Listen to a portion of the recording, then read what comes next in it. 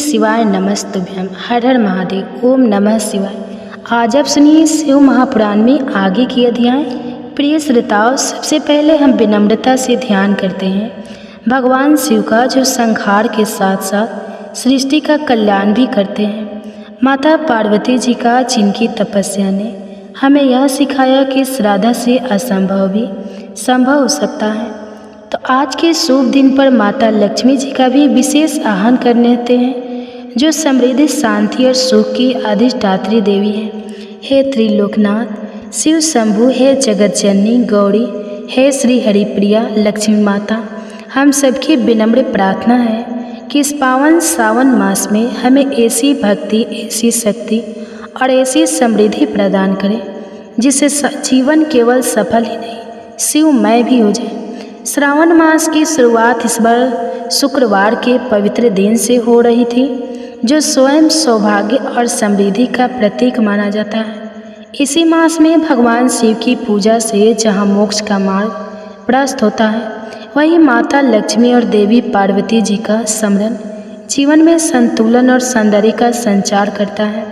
विशेषकर इस कलयुग में सावन मास का प्रत्येक क्षण पुण्यकारी है। यह ऐसा दुर्लभ अवसर है जब हर कथा, हर व्रत और हर शिव नाम संकीर्तन आपके जीवन के दोषों को हर लेता है।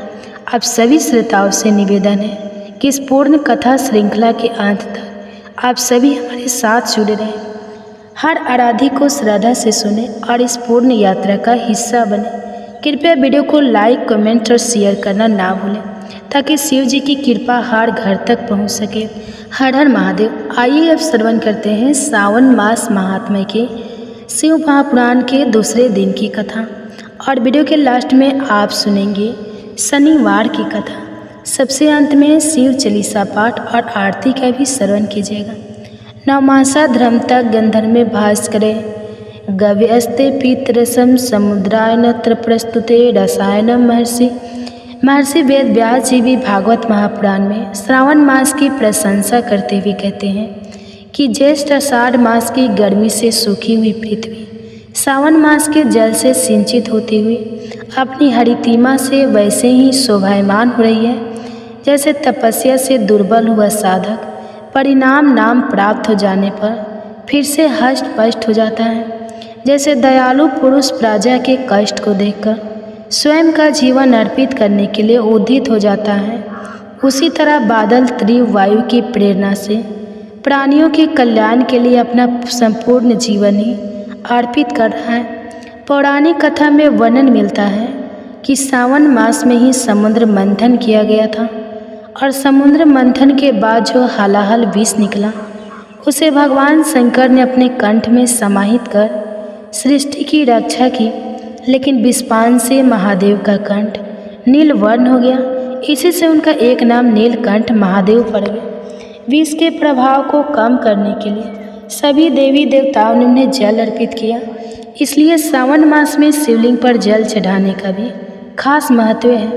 बहुत से श्रद्धालु प्रत्येक सावन सोमवार को व्रत रखते हैं, तो इन व्रतों को आप अपनी शारीरिक क्षमता के अनुसार चाहे तो निर्जला या फिर एक समय फलाहार ग्रहण करके व्रत रख सकते हैं। सावन के महीने में प्रदोष काल में भगवान शिव का विशेष पूजन अर्चन करना चाहिए। प्रदोष काल का समय सूर्यास्त से 45 मिनट पहले और 45 मिनट बाद का समय होता है। भगवान शिव से जुड़े हुए जो भी व्रत त्यौहार होते हैं, उनमें आपको प्रदोष काल के समय का पता होना चाहिए, ताकि मुख्य पूजा प्रदोष काल में कर सकें। जो श्रद्धालु सावन महीने के नियमों का पालन करना चाहते हो, व्रत रखना चाहते हो, उन्हें इस महीने में अपनी किसी एक प्रिय वस्तु का त्याग करना चाहिए। खाने पीने से जुड़ी हुई कोई ऐसी सामग्री जो आपको बहुत प्रिय है, उसका आप त्याग पूरे सावन महीने में कर सकते हैं, और उद्यापन वाले दिन उस सामग्री का आप दान भी कर सकते हैं। सावन महीने के व्रतों का उद्यापन या पूरे सावन मास जिन्होंने नियमों का पालन किया है, उन्हें सावन पूर्णिमा के दिन व्रतों का उद्यापन करना चाहिए। इस महीने में खास तौर पर दही, बैगन, मसूर की दाल, तामसिक चीज़ों जैसे लहसुन, प्याज, अंडा, मांस, मछली आदि सभी प्रकार के नशे आदि से दूर रहना चाहिए, और इस महीने में कढ़ी का सेवन भी नहीं करना चाहिए। जो भी श्रद्धालु पूरे सावन मास व्रत ना रख पाए, तो आइए जानते हैं कि सावन के महीने में ऐसे कौन कौन से दिन हैं जब आप सावन महीने के प्रमुख व्रत और त्योहारों का पालन कर सकते हैं या व्रत रख सकते हैं। तो सावन महीने की शुरुआत होगी संकष्टी गणेश चतुर्दशी के व्रत से, यानी कि सावन महीने में पड़ने वाला पहला व्रत है 14 जुलाई सोमवार को। और सबसे विशेष बात यह दिन भगवान शिव को भी समर्पित होता है और इसी दिन सावन का पहला सोमवार भी रहेगा, तो इस दिन आप व्रत रख सकते हैं। इसके अलावा 21 जुलाई सोमवार को रोहिणी व्रत और कामिका एकादशी रहेगी। 22 जुलाई मंगलवार को भम प्रदोष व्रत और मंगला गौरी व्रत रहेगा। 23 जुलाई बुधवार को मासिक शिवरात्रि रहेगी, जो कि महाशिवरात्रि भी होती है, तो इस दिन आप व्रत रख सकते हैं। 14 जुलाई गुरुवार को हरियाली अमावस्या रहेगी, जो कि सावन मास की अमावस्या होती है। और 27 जुलाई रविवार को हरियाली तीज रहेगी, जो कि सुहागिन महिलाओं के लिए बहुत ही शुभ तिथि मानी जाती है। इसके अलावा 28 जुलाई सोमवार को सावन शुक्ल पक्ष की विनायक चतुर्थी रहेगी और इसी दिन सावन महीने का दूसरा सोमवार व्रत भी रहेगा। 29 जुलाई मंगलवार को नाग पंचमी का त्यौहार रहेगा। फिर सावन मास के शुक्ल पक्ष की पुत्रदा एकादशी का व्रत रहेगा। 5 अगस्त दिन मंगलवार को, इस दिन मंगला गौरी व्रत भी होगा। 6 अगस्त दिन बुधवार को बुध प्रदोष व्रत रहेगा। 8 अगस्त शुक्रवार को वर लक्ष्मी व्रत रहेगा और फिर 9 अगस्त दिन शनिवार को नारी पूर्णिमा यानी सावन पूर्णिमा रहेगी। इस दिन रक्षाबंधन का त्यौहार भी रहेगा। उसके साथ ही सावन मास समाप्त हो जाएगा। तो इन मुख्य तिथियों में आप सावन मास की विशेष पूजा अर्चना कर सकते हैं, व्रत उपवास रख सकते हैं। आइए अब आज के महात्म्य से पहले भगवान शिव की महिमा से जुड़ी एक बहुत ही सुंदर कहानी सुनते हैं। बहुत पुरानी बात है। एक गांव में भगवान शिव का एक मंदिर था। उसी मंदिर के बाहर एक पेड़ था, जिस पर एक नन्ही चिड़िया रहा करती थी। चिड़िया के 3 छोटे छोटे बच्चे भी थे और वह चिड़िया गांव के घरों से दाना चुग कर लाती, खुद भी खाती और अपने नन्हे मुन्ने बच्चों का पेट भी भरा करती। वह चिड़िया भगवान शिव की भक्त थी, हमेशा मन में भगवान शिव और माता पार्वती को याद करा करती। उसी गांव में एक सेठ और सेठानी भी रहा करते थे। सेठ सेठानी की कोई भी संतान नहीं थी। सेठानी इसी बात से दुखी होकर घर के पीछे बैठकर अक्सर रोती रहती थी। वह चिड़िया पेड़ पर बैठकर उस सेठानी को रोता हुआ देखती। यह देखकर वह चिड़िया खुद भी परेशान हो जाती और मन में भगवान शिव और माता पार्वती सेठ सेठानी को संतान देने की प्रार्थना किया करती। सेठानी बहुत ही धार्मिक और दयालु थी, लेकिन सेठ बहुत कंजूस था और उसे पूजा पाठ भी पसंद नहीं था। उसका मन किसी भी धार्मिक क्रम में नहीं लगता था और वह दान आदि देने से भी मना किया करता था। सेठ को भगवान पर कोई विश्वास नहीं था। वह कभी भी पूजा पाठ नहीं करता था और ना भी कभी कोई व्रत की कथा पढ़ता या सुनता था। सेठ के इन्हीं कर्मों के कारण उन्हें संतानहीन होने का दुख झेलना पड़ रहा था। उधर सेठानी को गांव की ही औरतें जब बाजनी कहती, तो सेठानी घर के पीछे बैठकर रोती रहती। चिड़िया पेड़ पर बैठकर जब यह सब देखती, तो उसे सेठानी पर बहुत तरस आता था। उसे बहुत दुख हुआ करता था। एक दिन मन में कुछ सोचकर उस चिड़िया ने अपने बच्चे से कहा कि बच्चों, तुम अपना ख्याल रखना, मैं बहुत दूर जा रही हूँ और जल्दी वापस लौटकर आ जाऊँगी। ऐसा कहकर वह चिड़िया कैलाश पर्वत की ओर उड़ चली। बहुत लंबी उड़ान के बाद आखिरकार वह चिड़िया कैलाश पर्वत पर पहुँची गई। उड़ान भरते भरते उसका गला सूखाया। लंबी उड़ान के कारण वह चिड़िया बहुत थकी हुई गई थी।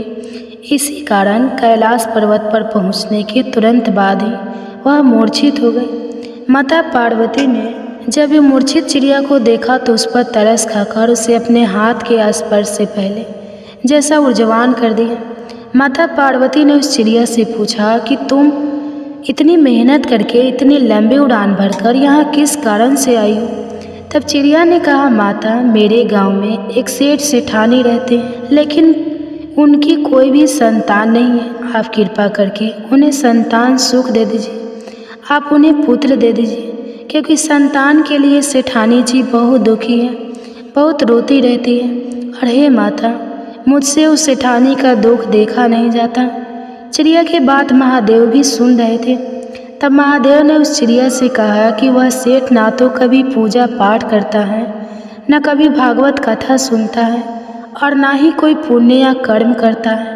उसने कोई भी ऐसा अच्छा कर्म नहीं किया जिससे उसके भाग्य में पुत्र योग बन सके, इसलिए उसका कोई पुत्र नहीं हो सकता। यह बातें जानकर नन्ही चिड़िया बार बार भगवान शिव और माता पार्वती से आग्रह करने लगी कि हे प्रभु, आप सेठ सेठानी को संतान सुख दे दीजिए। तब माता पार्वती ने भगवान शिव को इस बात के लिए मना ही लिया। तब भगवान शिव इस प्रकार बोले कि पुत्र तो उसे हम दे देंगे, लेकिन सेठ अगर अभी पुण्य कर्म नहीं करेगा तो उसका पुत्र जल्दी ही मृत्यु को प्राप्त हो जाएगा। यह बात सुनकर चिड़िया ने कहा, प्रभु आप बस सेठानी को एक बार पुत्र दे दीजिए। पुत्र प्राप्त होते ही वह सेठानी भी पूजा पाठ करने लगेंगे। ऐसा कहकर चिड़िया खुश हो गई और भगवान शिव और माता पार्वती को धन्यवाद देकर वहाँ से चली गई। आखिरकार भगवान शिव और माता पार्वती ने उस चिड़िया की विनती सुन ली और कुछ ही दिन बाद सेठानी गर्भवती हुई। 9 महीने बीतने पर सेठानी को एक पुत्र हुआ, जिसे देखकर सेठ और सेठानी बहुत खुश हुए। पुत्र होने के बाद सेठानी का तो भगवान में विश्वास और भी बढ़ गया और अब वह पहले से भी ज़्यादा पूजा पाठ करने लगी, दान पुण्य करने लगी। लेकिन सेठ का वही हाल रहा, उसने अभी कोई पुण्य कर्म नहीं किया। उसका भगवान पर अभी विश्वास नहीं हुआ। ना वह कभी पूजा पाठ करता, न कभी कथा सुनता। पेड़ पर बैठकर वह चिड़िया अक्सर सेठ के पुत्र को देखा करती। धीरे धीरे समय बीतने लगा। अब चिड़िया को सेठ के पुत्र की चिंता होने लगी। चिड़िया को भगवान शिव की कही हुई बात याद थी। उसे सेठ के पुत्र की चिंता होने लगी। वह सोचने लगी कि सेठ का पुत्र हो गया है, इसके बाद भी वह सेठ नहीं बदला। अभी यह कोई दान पुण्य नहीं करता, कहीं इसके पुत्र की मृत्यु ना हो जाए। इसी प्रकार एक दिन चिंतित होकर वह चिड़िया फिर से लंबी उड़ान भरकर कैलाश पर्वत पर जा पहुँची और वहाँ जाकर भगवान शिव और माता पार्वती से आग्रह करने लगी कि वे सेठ को पुण्य कर्म करने के लिए प्रोत्साहित करें। माता पार्वती ने जब देखा कि यह चिड़िया दूसरों के लिए इतनी दयालु है, दूसरों के प्रति इतनी चिंता करती है, तो वे बहुत प्रसन्न हो गए। तब भगवान शिव और माता पार्वती एक ब्राह्मण और ब्राह्मणी का रूप धारण कर उस सेठ सेठानी के घर पर गए। वहाँ जाकर उन्होंने कहा कि हमें भिक्षा दो, हम भूखे हैं, हमें भोजन कराओ। सेठ ने तो सुनते ही मना कर दिया, लेकिन सेठानी ने बहुत ही आदर सम्मान के साथ उन दोनों ब्राह्मण और ब्राह्मणी को अपने घर के अंदर बिठाया, उनका स्वागत सत्कार किया। फिर उनसे के लिए तरह तरह के स्वादिष्ट व्यंजन बनाए और उन्हें भोजन कराया। ब्राह्मण और ब्राह्मणी के रूप में भगवान शिव और माता पार्वती ही सेठ के घर पर पधारे थे और उनके घर पर प्रवेश करते ही सेठ की बुद्धि ठीक हो गई। अब वह हाथ जोड़कर अपनी गलतियों के लिए क्षमा मांगने लगा और ब्राह्मण देवता के चरणों में गिर पड़ा। तब ब्राह्मण रूपधारी महादेव ने सेठ से कहा, तुम्हारे भाग्य में संतान सुख नहीं लिखा था, क्योंकि तुमने अपने जीवन में कभी कोई अच्छा कार्य नहीं किया। तुमने कभी भगवान पर विश्वास नहीं किया, कभी पुण्य कर्म नहीं किए, कभी ब्राह्मणों को दान नहीं दिया, कभी पूजा पाठ नहीं की, कभी कथाएं नहीं सुनी। लेकिन एक चिड़िया ने मेरे पास आकर तुम्हें संतान देने की प्रार्थना की, जिसकी भक्ति से प्रसन्न होकर मैंने तुम्हें पुत्र का वरदान दिया और आज उसी चिड़िया के कारण तुम्हें पुत्र सुख मिला है। लेकिन अभी तुमने अगर पूजा पाठ या पुण्य कर्म नहीं किए तो तुम्हारे पुत्र की मृत्यु हो जाएगी। यह बात सुनकर सेठानी को चिंता के मारे रोने लगी और सेठ सेठानी ने उस चिड़िया को धन्यवाद दिया। सेठ ने कहा, हमारे पुत्र के लिए एक चिड़िया भोलेनाथ से लड़कर हमारे भाग्य में पुत्र सुख लिखवा सकती है, तो क्या हम अपने पुत्र की रक्षा के लिए पुण्य कर्म नहीं कर सकते?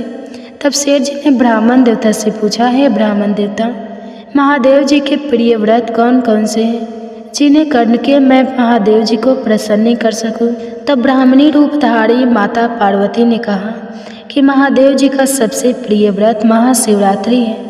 जो भी मनुष्य महाशिवरात्रि का व्रत करता है उस दिन पूरे विधि विधान से भगवान शिव की पूजा करता है, उस पर ही महादेव की कृपा बरसती है। सेठ सेठानी ने कहा, अब तो हम भी महाशिवरात्रि के दिन महाशिवरात्रि का व्रत करेंगे और पूरे विधि विधान और सच्चे मन से भगवान शिव का पूजन भी करेंगे।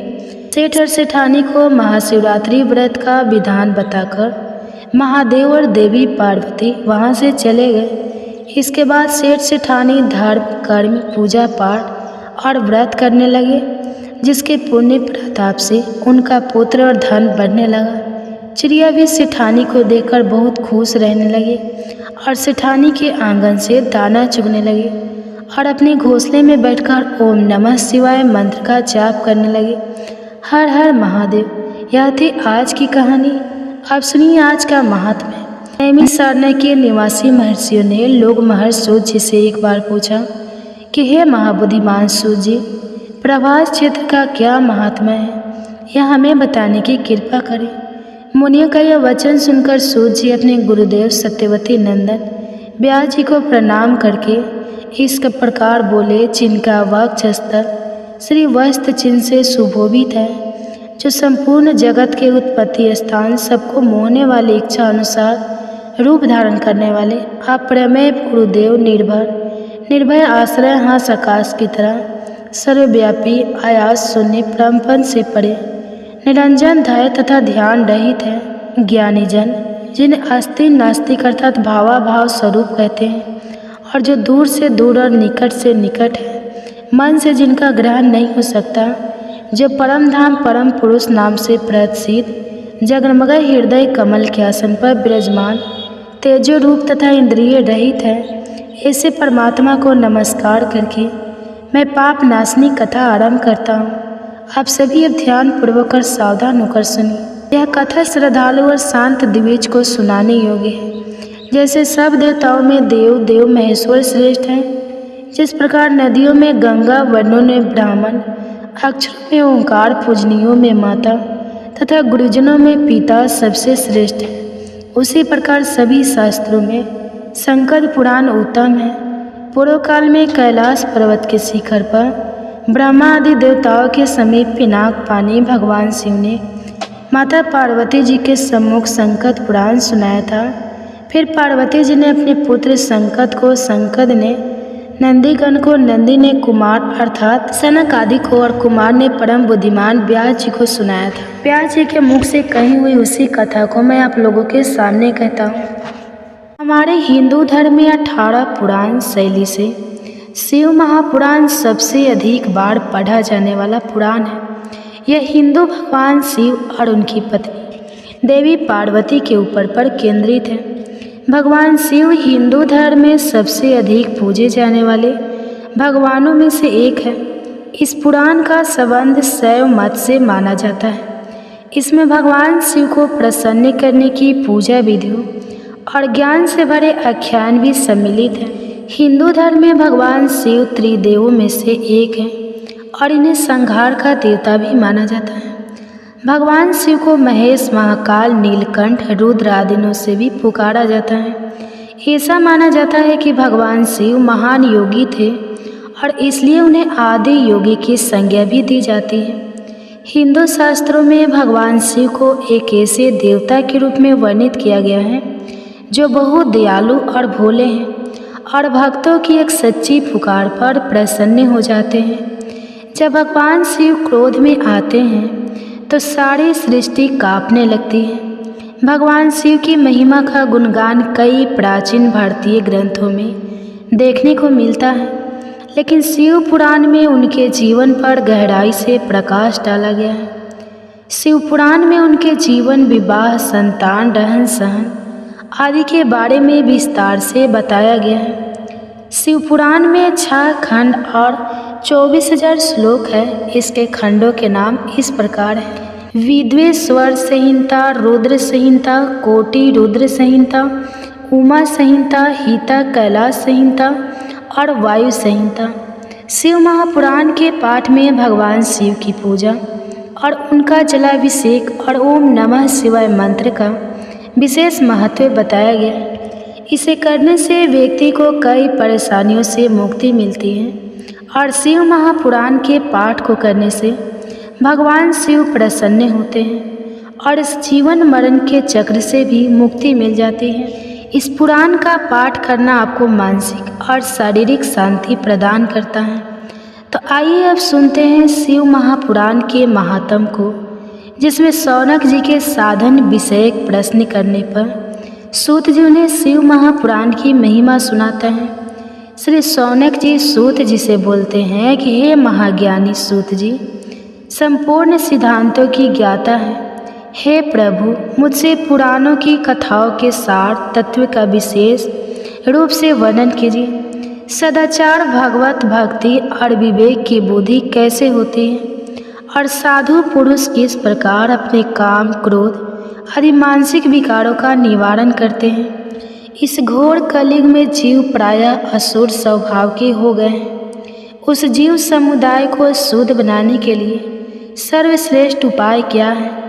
आप इस समय मुझे ऐसा कोई शाश्वत साधन बताइए जो कल्याणकारी वस्तुओं में भी सबसे उत्कृष्ट एवं परम मंगलकारी हो तथा पवित्र करने वाले उपायों में भी सर्वोत्तम पवित्र कारक उपाय हो, तथा वह साधन ऐसा हो जिसके अनुष्ठान से शीघ्र ही अंतःकरण की विशेष शुद्धि हो जाए और उसे निर्बल चित्त वाले पुरुष को सदा के लिए शिव की प्राप्ति हो जाए।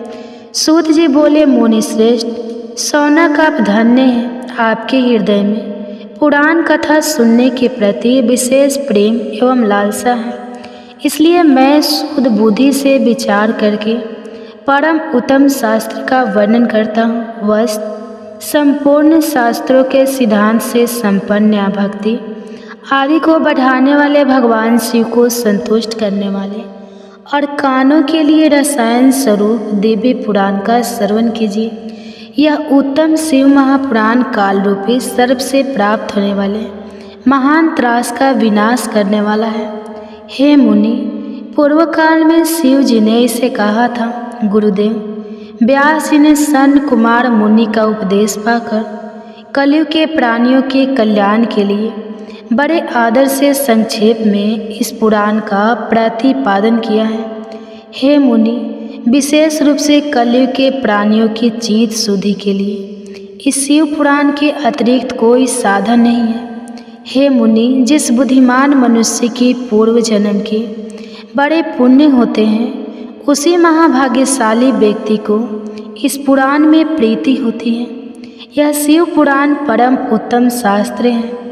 इसे इस भूतल पर भगवान शिव का वांग मैं स्वरूप समझना चाहिए और सब प्रकार से इसका सेवन करना चाहिए। इसके पठन और श्रवण से शिव भक्ति पाकर श्रेष्ठतम स्थिति में पहुंचा हुआ मनुष्य शीघ्र ही शिव पद को प्राप्त कर लेता है।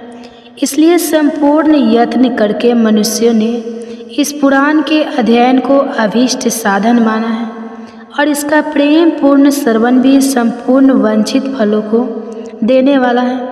भगवान शिव के इस पुराण को सुनने से मनुष्य सब पापों से मुक्त हो जाता है और बड़े बड़े उत्कृष्ट भोगों का उपभोग करके शिव लोक को प्राप्त होता है। राजसे यज्ञ और सैकड़ों अग्नि पुष्प यज्ञों से जो पुण्य प्राप्त होता है वह भगवान शिव की कथा को सुनने मात्र से प्राप्त हो जाता है। हे मुनि, जो लोग इस श्रेष्ठ शास्त्र शिव पुराण का श्रवण करते हैं उन्हें मनुष्य नहीं समझना चाहिए। वे रुद्र स्वरूप हैं, इसमें संदेह नहीं। इस पुराण का श्रवण और कीर्तन करने वालों के चरण कमल की धूलि को मुनिगण तीर्थ समझते हैं। जो प्राणी परम पद को प्राप्त करना चाहता है उन्हें सदा भक्ति पूर्वक इस निर्मल शिव पुराण का श्रवण करना चाहिए। हे मुनिश्रेष्ठ, यदि मनुष्य सदा इसे सुनने में समर्थ ना हो तो उसे प्रतिदिन स्थिर चित्त से एक मुहूर्त भी इसको सुनना चाहिए। हे मुनि, यदि मनुष्य प्रतिदिन सुनने में भी आसक्त हो तो उसे किसी पवित्र महीने में इस शिव महापुराण का श्रवण करना चाहिए। जो लोग एक मुहूर्त उसका आधा उसका भी आधा अथवा क्षण मात्र भी इस पुराण का श्रवण करता है उनकी दुर्गति नहीं होती। हे मुनीश्वर, जो पुरुष इस शिव पुराण की कथा को सुनता है वह सुनने वाला पुरुष कर्म रूपी महावन को जलाकर संसार के पार हो जाता है। हे मुनि, सभी दानों और सभी यज्ञों से जो पुण्य मिलता है वह फल भगवान शिव के इस पुराण को सुनने से निश्चल हो जाता है। यह शिव पुराण आत्म तत्व ज्ञान है, सत्पुरुषों के लिए पूजनीय है, 3 प्रकार के ताप का शमन करने वाला है, सुख प्रदान करने वाला है और ब्रह्मा विष्णु महेश आदि देवताओं को प्राणों के समान प्रिय है। ऐसे शिव पुराणों के मैं स्वयं चित्त से सदा वंदन करता हूँ। भगवान शंकर मुझ पर प्रसन्न हो और अपने चरण कमलों की भक्ति मुझे प्रदान करें। शौनक जी सूत जी से बोले, हे महाभाग्य जी, आप धन्य हैं, परमार्थ तत्व के ज्ञाता हैं। आपने कृपा करके हम लोगों को यह बड़ी अद्भुत एवं दिव्य कथा सुनाई है। हमने यह पाप नाशनी मन को पवित्र करने वाली और भगवान शिव को प्रसन्न करने वाली अद्भुत कथा सुनी है। भूतल पर इस कथा के सामान्य कल्याण का सर्वश्रेष्ठ साधन दूसरा कोई नहीं है। यह बात हमने आज आपकी कृपा से निश्चय पूर्वक समझ ली है। हे सूत जी, कलयुग में इस कथा के द्वारा कौन कौन से पापी शुद्ध होते हैं, उन्हें कृपा पूर्वक बताइए और इस जगत को कृतार्थ कीजिए। सूत जी बोले, हे मुनि, जो मनुष्य पापी, दुराचारी, खल तथा काम और क्रोध आदि में निरंतर डूबे रहने वाले हैं, वे भी इस पुराण से अवश्य शुद्ध हो जाते हैं। यह कथा वास्तव में उत्तम ज्ञान यज्ञ है जो सदा सांसारिक भोग और मोक्ष को देने वाला है, सभी पापों को नष्ट करने वाला और भगवान शिव को प्रसन्न करने वाला है।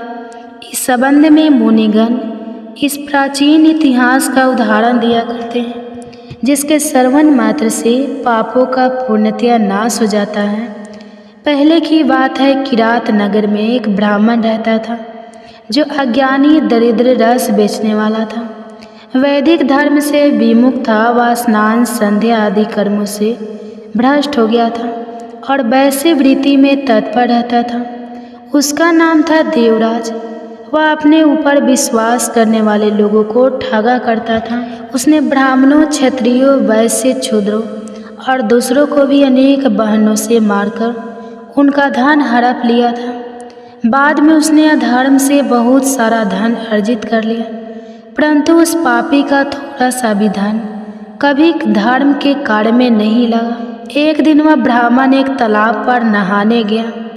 वहाँ शोभावती नाम की एक वेश्या को देखकर अत्यंत मोहित हो गया।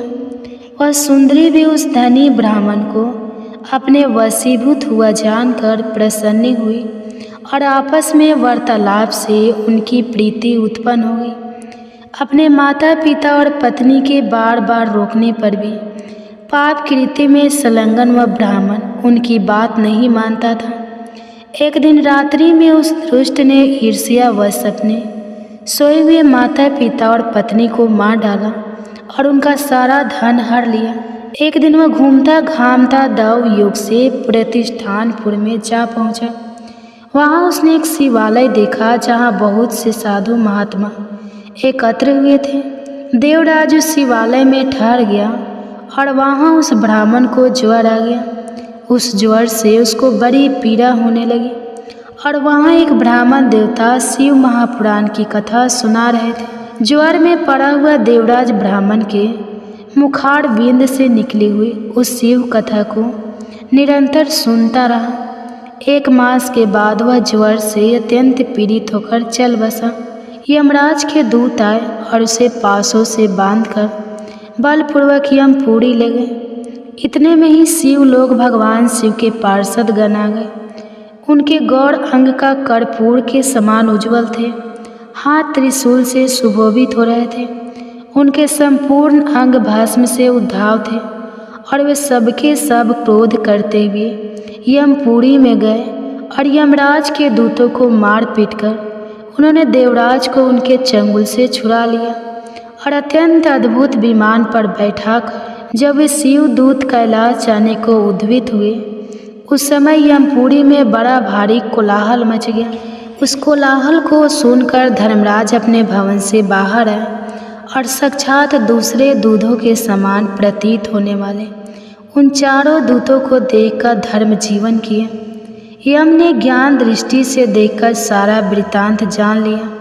उन्होंने भय के कारण भगवान शिव के उन महात्मा दूतों से कोई बात नहीं पूछी। यमराज से पूजित और प्रार्थी होकर वे शिवद पुत्र कैलाश को चले गए और उन्होंने उस ब्राह्मण को दया सागर शिव को दे दिया। शिव महापुराण को यह परम पवित्र कथा धन्य है, जिसके सुनने से पापी जन भी मुक्ति के योग्य बन जाते हैं। भगवान सदाशिव के परम धाम को वेद सभी लोकों में सर्वश्रेष्ठ बताते हैं। ब्राह्मण, क्षत्रिय, वैश्य, शूद्र और अन्य प्राणी, यहाँ तक कि जिस पापी ने धन के लोभ से अनेक लोगों की हत्या की हो तथा अपने माता पिता और पत्नी को भी मार डाला, वह ब्राह्मण देवराज भी इस कथा के प्रभाव से भगवान शिव के परम धाम को प्राप्त करके तत्क्षण मुक्त हो गया। शौनक जी बोले, हे महाभागे, सूत जी आप सर्वज्ञ हैं। इस इतिहास को सुनकर मेरा मन अत्यंत आनंद में निमग्न हो रहा है। अमृत पीने वालों को लोक में कहीं मुक्ति प्राप्त नहीं होती, किंतु भगवान शंकर के कथा अमृत का पान तो प्रत्यक्ष ही मुक्ति देने वाला है। सदाशिव की जिस कथा की सुनने मात्र से मनुष्य शिव लोक को प्राप्त कर लेता है, वह कथा धन्य है। सूत जी बोले, हे शौनक सुनिए, मैं आपके सामने गोपनीय कथा वस्तु का भी वर्णन करूँगा, क्योंकि आप शिव भक्तों में अग्रणी और वेद विद्ताओं में श्रेष्ठ हैं। समुद्र के निकटवर्ती प्रदेश में एक वास्कल नामक गांव है, जहां वैदिक धर्म से विमुख महापापी द्विज निवास करते हैं। द्विज यानी कि ब्राह्मण, वे सबके सब बड़े दुष्ट हैं। उनका मन दूषित विषय भोगों में ही लगा रहता है। वे ना तो देवताओं पर विश्वास करते हैं और ना भाग्य पर। वे सभी कुटिल वृत्ति वालों हैं, किसानी करते हैं और भांति भांति के घातक अस्त्र शस्त्र रखते हैं। वे व्यभिचार करने वाले और खल हैं। ज्ञान, वैराग्य और सधर्म को वे बिल्कुल नहीं जानते हैं। वे सभी पशु बुद्धि वाले और सदा दूषित बातों को सुनने में संलग्न रहते हैं। जहाँ की द्विज ऐसे हो, वहाँ की अन्य वृक्षों के विषय में क्या कहा जाए। अन्य वर्णों के लिए भी उन्हीं की भांति कुछ से विचार रखने वाले सर्वधर्म विमुख और खल है। वे सदा कुकर्म में लगे रहते हैं और नीति विषय भोगों में ही डूबे रहते हैं। वहाँ की सब स्त्रियाँ भी कुटिल स्वभाव की, स्वेच्छाचारी, पापा, सख्त, कुत्सिल विचार वाली और व्यभिचारिणी है। वे सद्व्यवहार और सदाचार से सर्वथा शून्य हैं। कुजनों के निवास स्थान उस वास्कल नामा गांव में किसी समय एक बिंदु नामधारी ब्राह्मण रहता था। वह बड़ा अधर्म था, वह दुरात्मा और महापापी था। यद्यपि उसकी स्त्री बड़ी सुंदर तो थी, वह कुकर्म पर ही चलता था। उसी की कथा मैं सुना रही हूँ, बिंदु और उनकी पत्नी चंचला की। श्री शिवाय नमस्तुभ्यम। आप सभी पर भोलेनाथ की कृपा बनी रहे। सावन का पवित्र महीना प्रारंभ हो चुका है और जो भी भोलेनाथ के सच्चे भक्त हैं, वह इस महीने में भगवान की पूजा करके कथाओं का श्रवण करते हैं। तो प्रिय श्रोताओं, आज से हमारे इस चैनल पर सुबह के समय आप सावन मास महात्म्य की कथाएं और श्री शिव महापुराण की कथाओं का भी श्रवण कर सकते हैं। अगर आपको यह कथाएं सुनकर अच्छी लग रही है तो चैनल को अभी सब्सक्राइब करके बेल आइकन जरूर प्रेस कर लीजिएगा, ताकि यह सभी कथाएं समय पर मिल सके। त्रिनेत्र वाले हम आपको पूछते हैं, आपका सम्मान करते हैं, आप हमारे लिए श्रद्धेय हैं। आप जीवन को परिपूर्ण कर समृद्धि करते हैं, स्थिति को सुपोषित करते हैं और फलने फूलने देते हैं। आप शक्ति, स्वास्थ्य और आनंद प्रदान करते हैं। ककड़ी जिस प्रकार अपनी लता से मुक्त हो जाती है, उसी प्रकार हमें मृत्यु से मुक्ति प्रदान करें, ताकि हम कभी अमृता की धारणा से अलग ना हो सके। जय भोलेनाथ, हर हर महादेव। प्रिय भक्तजनों, आइए बड़ी ही श्रद्धा और भक्ति भाव से भगवान भोलेनाथ के महामृत्युंजय मंत्र के साथ शुभारंभ करते हैं सावन मास महात्म्य के अध्याय 1 से। आशा करती हूँ आप सभी भक्तजन सावन मास महात्म्य के संपूर्ण अध्याय बड़ी ही श्रद्धा और प्रेम के साथ सभी अध्याय को अंत तक जरूर सुनेंगे। इसी के साथ शिव महापुराण की कथाएं भी हमारे चैनल पर पहले ही दिन से अपलोड की जाएगी, तो आशा करती हूँ आप शिव महापुराण की कथाएं भी जरूर सुनेंगे। तो प्रेम से बोलिए भगवान भोलेनाथ की जय। मुदीर भगवान नारायण नरश्रेष्ठ नर सरस्वती देवी तथा व्यास जी को नमस्कार करके जय इतिहास पुराण का पाठ करें। नमी शरण के निवासी महर्षियों ने महर्षुत जी से पूछा, हे महाबुद्धिमान जी, प्रभा क्षेत्र का क्या महात्म्य है, यह हमें बताने की कृपा करें। मुनियों का यह वचन सुनकर श्री सूत जी अपने गुरुदेव सत्यवती नंदन व्यास जी को प्रणाम करके बोले, लो महर्षि जी ने कहा, जिनका वक्षस्थल श्री वत्स चिन्ह से सुशोभित है, जो संपूर्ण जगत के उत्पत्ति स्थान, सबको मोहने वाले इच्छा अनुसार रूप धारण करने वाले प्रेम गुरुदेव निर्भय हैं, निवास करने वाले प्रामद से परे निरंजन थे तथा ध्यान रहित है ज्ञानी जन, जिन्हें अस्त नासित कहते हैं, जो दूर से दूर और निकट से निकट है, मन से जिनका ग्रहण नहीं हो सकता, जो परम धाम पुरुष नाम से प्रसिद्ध, जगन्मोह हृदय कमल के आसन पर विराजमान तथा इंद्रिय रहित है, ऐसे परमात्मा को नमस्कार करके मैं पाप नाशनी कथा आरंभ करता हूँ। आप लोग सावधान होकर सुने। यह कथा श्रद्धालु एवं शांत द्विज को सुनने योग्य है। जैसे सब देवताओं में देव महेश्वर श्रेष्ठ है, जिस प्रकार नदियों में गंगा, वर्णों में ब्राह्मण, अक्षरों में ओमकार, पूजनियों में माता तथा गुरुजनों में पिता सबसे श्रेष्ठ हैं, उसी प्रकार सब शास्त्रों में संकद पुराण उत्तम है। पूर्व काल में कैलाश पर्वत के शिखर पर ब्रह्मा आदि देवताओं के समीप पिनाक पानी भगवान शिव ने पार्वती जी के सम्मुख संकद पुराण सुनाया था। फिर पार्वती जी ने अपने पुत्र संकद को, संकद ने नंदीगण को, नंदी ने कुमार को और कुमार ने परम बुद्धिमान श्री व्यास जी को सुनाया था। व्यास जी के मुख से कही हुई उस कथा को मैं आप सभी लोगों के सामने कहता हूँ। आप सब महर्षि सद्भाव से युक्त हैं, अतः मुझे आपको संकद पुराण संहिता सुनाने के लिए उत्साह हो रहा है। प्राचीन काल में श्री ब्रह्मा जी ने कठिन तप किया था, तब 6 अंग पद और क्रम से सहित वेद प्रकट हुए।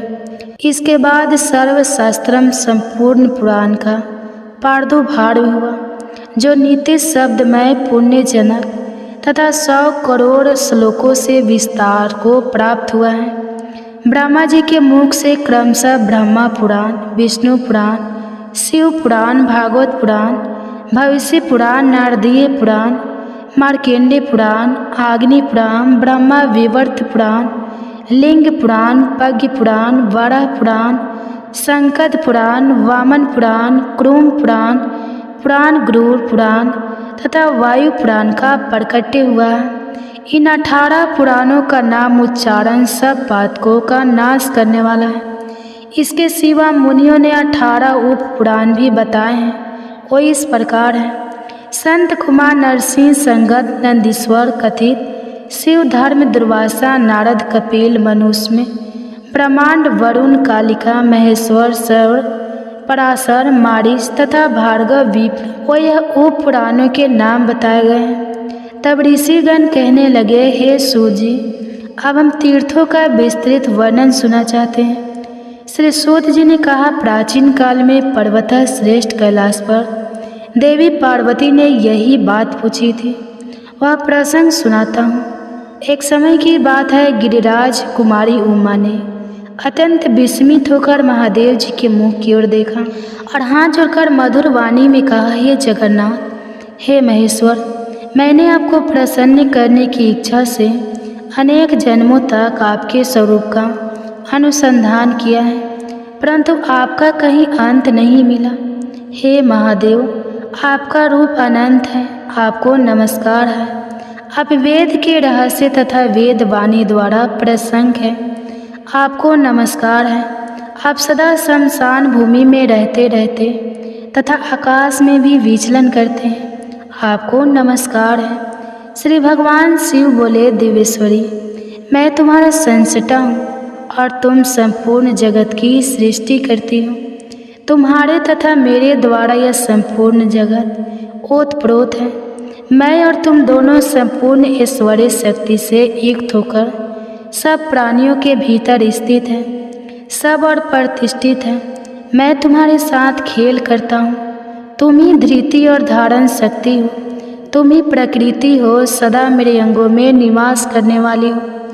अधिक क्या कहूँ, तुम मुझे प्राणों से भी बढ़कर प्रिय हो। तुम्हारे मन में जो भी इच्छा हो उसके अनुसार वर मांगो। तब देवी बोली, हे जगन्नाथ, मैं धन्य हूँ, पुण्य आत्मा हूँ और मैंने उत्तम तप का अनुष्ठान किया है, जिससे आपने मेरी ओर हर्ष भरी दृष्टि से देखा है। देव, इस समय मुझसे सब तीर्थों का विस्तार पूर्वक वर्णन कीजिए। तब भगवान शिव ने कहा, देवेश्वरी, तीर्थों का दर्शन और उनमें स्नान परम कल्याणकारी है। श्रेष्ठ मुनिगण तीर्थों के श्रवण की भी प्रशंसा करते हैं। पृथ्वी पर नैमिष और आकाश में पुष्कर तीर्थ प्रसिद्ध है। इनके सिवा केदार, प्रयाग, विपाशा, उर्मिला, कृष्णा वीणा, महादेवी, चंद्रभागा, सरस्वती, गंगा सागर, संगम, शुभदैनी, काशीपुरी, महाभागा, सतभद्रा, महानंदी, सिंधु गोदावरी, कपिला, महानंद, सोनपयोधी, कौशिकी, गाया, द्वारावती तथा महातीर्थ प्रभास, यह सब पातकों का नाश करने वाला है। यह सभी तीर्थ जो इस पृथ्वी पर मौजूद है, उनका दर्शन करके मनुष्य का फिर इस संसार में जन्म नहीं होता। वायुदेव ने कहा है कि पृथ्वी पर 3.5 करोड़ तीर्थ हैं। वे सभी महापापों का नाश करने वाले और परम पवित्र हैं। महादेवी, सर्वधर्म की वृद्धि के लिए इन सभी तीर्थों की यात्रा करनी चाहिए। जहाँ शरीर से जाना संभव ना हो, वहाँ मन से ही जाना चाहिए। देवी बोली, भगवान, सभी प्राणी सब प्रकार के उपद्रव से ग्रस्त हैं। उनकी आयु थोड़ी है, वे अनेक प्रकार के व्यामों से बंधे हुए हैं। त्रेता और द्वापर में भी ऐसी ही स्थिति रहती है। फिर भयंकर कली काल की तो बात ही क्या है। अतः उन सबके हित के लिए आप ऐसे किसी तीर्थ का वर्णन कीजिए जिसके दर्शन से सब तीर्थ का फल प्राप्त हो।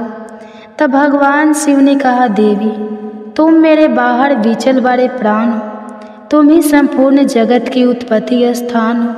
तुम्हारे प्रश्न के अनुसार मैं सब बातों का यथावत वर्णन करूँगा। यह रहस्य का भी रहस्य है, इसको प्रयत्न पूर्वक अत्यंत गुप्त रखना चाहिए। नास्तिकों तथा पापचारों को इसका उपदेश नहीं देना चाहिए। जिसके भीतर भक्ति हो, ऐसे उत्तम शिष्य एवं श्रद्धालु पुत्र को ही इस रहस्य का उपदेश करना चाहिए। सूरज चराचर प्राणियों सहित संपूर्ण ब्रह्मांड में 3.5 करोड़ तीर्थ हैं। यह बात पहले बताई गई है। उन सब में छिपा हुआ श्रेष्ठ तीर्थ प्रभास है। इसे देखकर कलयुग के पाप से मोहित संस्कार रहित मनुष्य बड़े उद को प्राप्त होते हैं, जहाँ तहाँ कुपित हो उठते हैं। अपने आप में बड़कपन का अभिमान रखने वाले तथा झूठे ज्ञान से मोहित जो अधम मानव भेद और कपट रखकर तीर्थ यात्रा करते हैं, वे तीर्थ में मृत्यु को प्राप्त होकर भी सीधी नहीं पाते हैं। इसलिए मैंने अनेक तीर्थों और शिवलिंग को गुप्त कर रखा है। वे कलयुग में पापाचारियों के लिए सीधी पद नहीं होते। जो क्रोध, लोभ और इंद्रियों को जीत चुके हैं, ऐसे दंभ और मत्सर से रहित ब्राह्मण, क्षत्रिय, वैश्य और शूद्र कोई भी क्यों ना हो, यदि सद्भाव से भावित होकर उत्तम व्रत का पालन करते हुए तीर्थों का दर्शन करते हैं, तो उनके हित के लिए मैं त्रिभुवन विख्यात सर्वोत्तम प्रभा क्षेत्र का ही नाम लेता हूँ। जो लोग यम नियम से युक्त और अहंकार से रहित हैं, उनके लिए कहता हूँ, पृथ्वी पर सब तीर्थों में उत्तम एकमात्र प्रभा क्षेत्र मुझे विशेष प्रिय है। महादेवी, उस तीर्थ में मैं निरंतर स्थित रहता हूँ। वहाँ मेरा दिव्य लिंग प्रकट हुआ है, जो दिव्य तेज से युक्त और अग्नि मंडल से मंडित है। संसार की सृष्टि में हेतु भूता जो इच्छा, ज्ञान और क्रिया, यह 3 शक्तियाँ हैं, वे मेरे इसी दिव्य लिंग से प्रकट हुई हैं। यह चराचर जगत उसी में लीन होता है और उसी से प्रकट होता है। उस उत्तम क्षेत्र को कोई नहीं जानता है। वरान्य प्रभा क्षेत्र में जो मेरा स्वरूप है, यह क्षेत्र यज्ञ कहा गया है। मैं वहाँ सोमनाथ नाम से प्रसिद्ध हूँ। जो मनुष्य इस क्षेत्र में मेरे अंश से प्रकट हुए हैं, उन्हीं को मेरे उस लिंग के तत्व का ज्ञान है। वह लिंग प्राचीन काल के भैरव कल्प में प्रकट हुआ था। दूसरे लोग देवता ही क्यों ना हो, उनके लिए उस लिंग का रहस्य दुर्लभ है। कलयुग में जो मनुष्य केवल तर्कवादी, महापाप और पाखंडी होंगे, वे कहेंगे यह सब झूठ है, मूर्खों की कल्पना है। तीर्थ कहाँ है, कहाँ प्रभास है और कहाँ देवता रहते हैं, सब झूठ है, मूर्खों का मिथ्या प्रलाप है। इस प्रकार वे नास्तिक, नरकगामी तथा पाप दूषित चित्त वाले मूर्ख मानव बातें करेंगे और तीर्थ आदि की हंसी उड़ाएंगे, अतः उन्हें कभी सीधी नहीं प्राप्त होगी। जो मनुष्य शिव जी की निंदा में तत्पर रहते हैं, वे तीर्थ में मरे तो भी वे पशु पक्षियों की योनि में जन्म लेते हैं। देखे जाते हैं क्षेत्रों को गुप्त रखने का ही कारण है। देवेश्वरी, युग युग में जितने तीर्थ कहे गए हैं, उन सब में प्रभा क्षेत्र ही मुझे विशेष प्रिय हैं। हर हर महादेव, ओम नमः शिवाय। प्रिय भक्तजनों, इसके बाद जो कुछ भी पार्वती देवी ने कहा, इसका वृत्तांत आप अगले अध्याय में सुनेंगे।